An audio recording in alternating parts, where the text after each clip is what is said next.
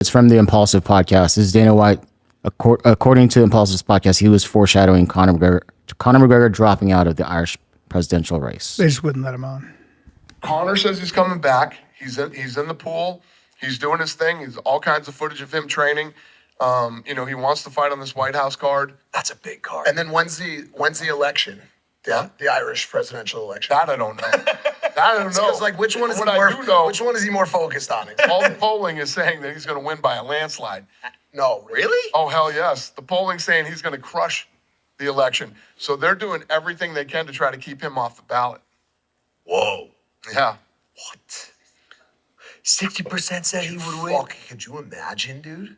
That's correct. I mean, I think Trump kind of proved that anything can happen. Yeah. But their political says he's system's coming- different than here. So I had an Irish guy reach out and he's like, "Hey man, so even if Conor wins, it's not like in the States where He didn't have as much power, right? he's like they're basically just a celebrity, they're face of it, but there's a lot more going on. Like he didn't have much power. No. Like he's not going to be able to make these sweeping changes. I think it's a two-party system. Like I think it's very similar to the Brits, Yes. Yeah. where the prime minister is the prime minister. But Exactly. yeah, But like the royal family really doesn't do too much. right. They're basically the Kardashians. Yep. Well, the monarchy is different than the actual parliament. Dana White in that interview with Logan too, they brought up Ariel and people were like, "Oh, he wants to mend the relationship with Ariel." I watched it. I'm like, "Oh, it sounds like that's never happening." Why, Dana? didn't- Watch the video. Do you not have that clip, Jen? So Dana White on Impulsive talking about Ariel. Yeah. Dana White's Really? like, "How's he doing?"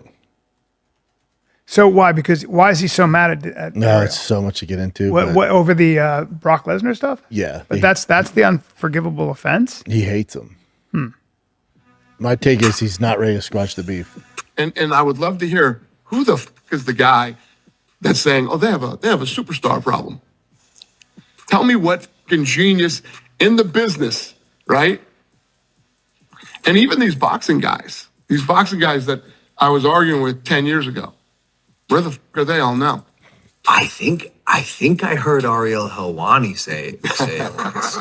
Dude, not this again. So, but where are all these boxing guys 10 I'm years serious. ago? I'm not trying to start. He said who? We just got to the last thing with him. How's he doing? He's doing well. Oh, good. He's doing well. Yeah. We he's upset. He's upset that the relationship is what it is with the OC. Yeah. Yeah. And, I'm upset about it too. well, maybe there's a Maybe we bridge can to- figure this thing out. Yeah, we should probably all get back together. See, it's not happening. No, That's boy, he was like, next question. Yeah, how's he next doing? topic. And he was like, "How's he doing?" Meaning, yeah. what's up, man? How's he doing? Wow. Oh, yeah. We Man. should definitely figure it out and get the band back together. Like my take for that, I'm like, "Oh, Ariel's never getting allowed back in there." That's wild. That's Dana, man. I feel like Dana does forgive though. Forgives and forgets. He's What like- would make you think that? He'll do that with fighters. He'll be like, "Nah, he's never fighting again." Then he ends up fighting. Like he did that with Nate Marquardt, because Nate got popped, and he's done it. Very different. Very different. Yeah. He's making money off them, and they're fighters. You're also talking about top five. Nate Marquardt was a top Yeah, of five course, fighter. of course. I'm just saying That's not that forgive. He can That's be. not He forgive. he can be persuaded or can. I think you're totally off on that. Really? Yeah, that's not his thing. No one would Really? say that about Dana. No. Trying to think of some examples. But I'd love to hear an example. You're so far off on this. Really? Francis, right? Francis would be great for them. Right. Dana's like, absolutely not. Never happening. Like, well, like his contract's made up with PFL. You can never happening. Wow. Fuck that guy. Wow. Oh, it'd be good for business. Francis versus John. Fuck him. Huh. Oh, okay. Okay. Yeah, he just doesn't play that Yeah. game. Yeah. Anybody that talked about fighter pay that he got along with? Name one. Tito Ortiz is out. Tito Ortiz. How to fight or pay. Yeah. I mean, yeah, there were a lot of people that were talking about fighter pay. Is there anybody that was kind of leading the charge that is in his graces? Name one. Randy Couture? Randy Couture's banned from events and hasn't They been hate him, in the UFC Hall of Fame. Holy shit, Randy Couture would be the worst example. Wow. Yeah. Fuck. Yeah. Randy, Captain America. Mm-hmm. Captain America is persona non grata. No, Holy fuck! Wow. Dana didn't play that shit. Okay. I didn't do anything that bad, so he said some nice stuff about me from time to time, so I think I'm okay. I know he hates Ariel worse than me, which I don't know what that says. Okay. Interesting. It's Dana, Yeah. So it makes him great, and that's also if you're on the wrong end of it, it sucks. Got it. Got it. And not a fighter, but someone in media. Remember Kevin Ioli? He recently retired. But Kevin Ioli was one of the media members that actually did ask hard-hitting questions and was able to still stay in the media room without getting kicked out. You know what I'm saying? Like, Yeah. Ariel's gone. Like they don't like Luke Thomas. They don't Thomas is out. like a bunch of different people. But yeah, Luke Thomas is out. I mean, I don't know for a fact, but it seems like he's not invited to these. No, he doesn't Yeah, get credentials. Yeah. No, Luke doesn't get credentials. Luke Thomas is as legit as it gets. Yeah. Yeah. No, he's not allowed in there. Wow. Okay.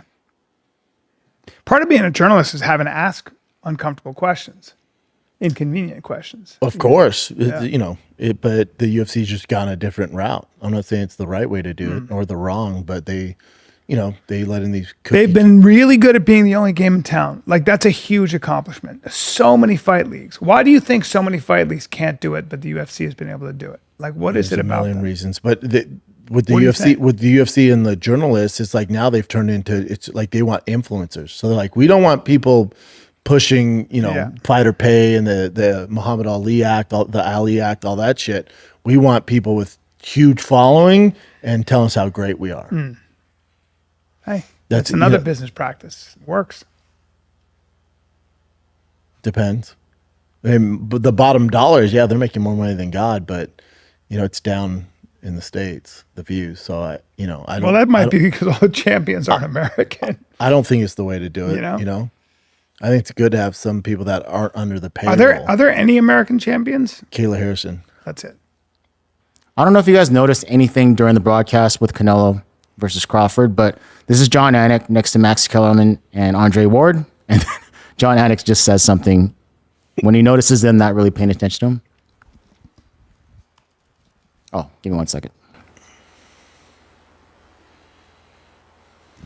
The only man in the world who I won't argue about Michael Jordan and LeBron James with is Terrence Crawford. We actually got into it in the fighter meeting, but this was a celebration of boxing tonight, gentlemen, in more ways than one. You guys have devoted so much of your professional lives to this sport. You can look at me if you want to. It's okay. Trey, final thoughts on everything that transpired. This is much about nothing. So this is where it's different. So in UFC in the broadcast, they look at each other and they have interaction. In boxing, they stare at the camera. Yes. So if you watch Timothy Bradley, if you've watched boxing, whenever they're talking, they're never looking at the other guy setting it up. They're always directly in the camera. Yeah. That's all it is. Yeah, that's they were smiling when he's like, you two are the greats, blah, blah. And they went, oh, thank. So they're engaging, but Yes. this is much ado about nothing. Correct. This is people looking for a story. John Anik fucking crushed it. Killed it, yeah. And was the life of the He's party. great. He's the best. He God, can do he's any good. fucking sport. It's so hard. I don't think people realize how hard it is to do that.